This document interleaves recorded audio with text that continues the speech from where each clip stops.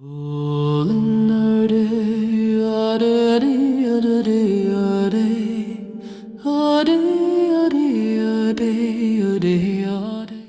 back to Enter Valhalla. Today, we're talking about something I think everyone who's grieved has experienced, but rarely talks about until it ambushes them. The surprise attack, the unexpected punch to the gut that comes out of nowhere. Exactly. We're talking about grief triggers. Those moments, smells, sounds, or even just random thoughts that suddenly yank you back into the raw pain of your loss, even years later. It's like your brain has a secret vault of memories, and some seemingly innocent key just unlocks it and floods you with sorrow. That's it. It's not just big dates like anniversaries. Those you brace for. I'm talking about the mundane everyday things. For me, after my dad passed, it was the smell of Old Spice. Oh man, that's rough. Yeah, it was his aftershave. And a couple of years ago, I was in a crowded elevator, and a man walked in, and the smell of Old Spice just hit me hard. I instantly got this pit in my stomach. My eyes welled up. I had to get off the elevator a floor early just to compose myself. It felt like I was right back at his funeral. It's such a visceral, primal reaction, isn't it? It bypasses your logic entirely. Totally. And again, that shame. Why am I having such an intense reaction to aftershave? I should be past this.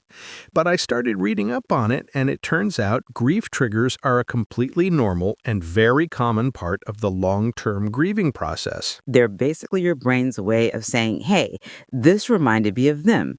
But it's not a gentle reminder, it's a full body experience. It can bring you right back to those moments in your memory. What are some of the common ones, Alex, from what you've learned? The research points to all five senses being huge.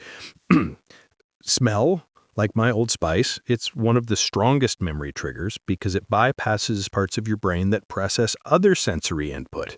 Think perfume, cologne, fresh-baked cookies, a specific brand of coffee. Sound, a particular song, a specific laugh, a jingle of a bell, even a certain phrase someone uses. Sight, a photo, a place you went together, seeing someone who resembles them, or even just an object they owned. Taste, a specific food or drink you shared.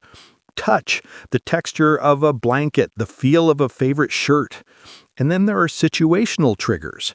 Holidays, certain times of day, places you frequented together, even milestones like graduations or weddings. For me, after the friendship breakup, it was definitely music. We had our songs. And even years later, if one of them comes on shuffle, it just takes the air right out of me. I have to skip it, or sometimes I let it play and I just let myself feel that rush of sadness. And that's the key, isn't it? What do you do when it hits? Because your first instinct is to run away or suppress it. Exactly, to try to push it down. But like we talked about with the ball in the box analogy, that just makes it build up. I think the first thing is to acknowledge it, to say, oh, this is a trigger. This isn't me suddenly back to square one with my grief. This is just a memory hitting hard. Naming it helps you feel less crazy. It gives you some control. You're not spiraling. You're just experiencing a normal reaction to a trigger. And then I found that having a plan can help. It's not always possible, like in an elevator. But if I know a trigger might be coming, say a family gathering where that song might play, I can prepare. I'll mentally brace myself, or I'll have an exit strategy, like stepping outside for a minute. I totally get that. For me, sometimes it's just about self-compassion, giving myself permission to just feel it. I might even say out loud, hey, Dad, that was a good one. And just let the sadness wash over me for a minute. It's not wallowing, it's just letting the wave pass. And for some people, triggers can actually be a way to reconnect in a healthy way. If it's a good memory, sometimes letting that trigger take you back for a moment can be comforting. It reminds you of the love, not just the loss. That's really powerful. It shifts the perspective from an attack to a visitation. It's still painful, but it's also a reminder that the love was real. Wow, a great way to reframe this. Grief never truly ends. It changes, and triggers are just part of that long, evolving journey. They remind you of the indelible mark that person or loss left on your life. So the next time that unexpected smell, sound, or sight ambushes you, remember, it's not a sign you're failing or going backwards. It's just a reminder of the love you held, hitting you in an unexpected moment. And it's okay.